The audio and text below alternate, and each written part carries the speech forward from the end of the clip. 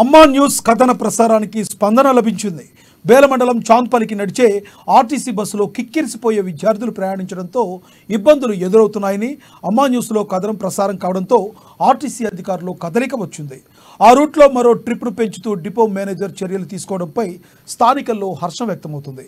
బేలమండలం చాంద్పల్లి నుండి బాలుగూడ, చప్రాల, సోన్ఖాస్, సదల్పుర, జునోని మీదుగా బేలా నుండి ఆదిలాబాద్ జిల్లా కేంద్రానికి ప్రతిరోజు బస్సు నడుస్తుంది.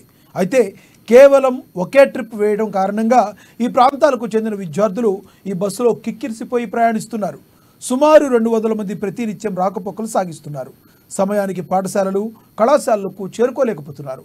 ఇదే విషయమై అభ్యంతరం వ్యక్తం చేస్తూ విద్యార్థులు జునోని గ్రామంలో శుక్రవారం ఆందోళనకు దిగారు.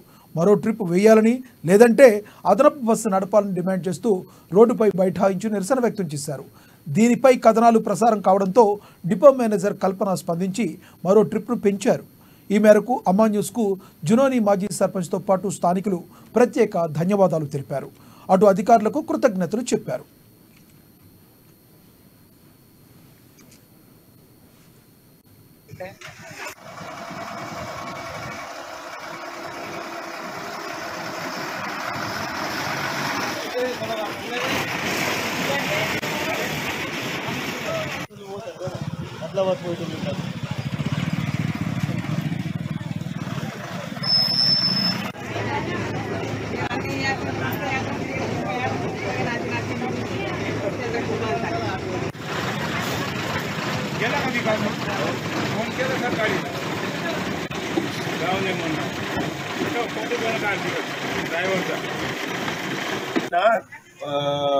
స్కూల్ పోయే పిల్లలకు కొంచెం ఇబ్బంది జరిగింది.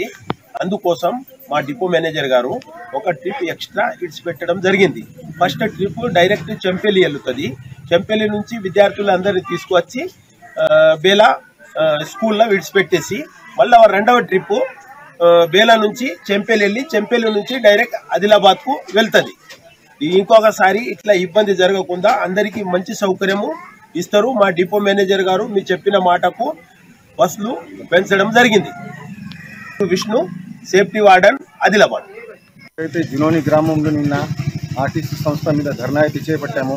దానికి అమ్మా న్యూస్ తరపు నుంచి స్పందిస్తూ ఈరోజు 2 ట్రిప్లు వేయడం బేలా టు చాంపిలి జరిగింది.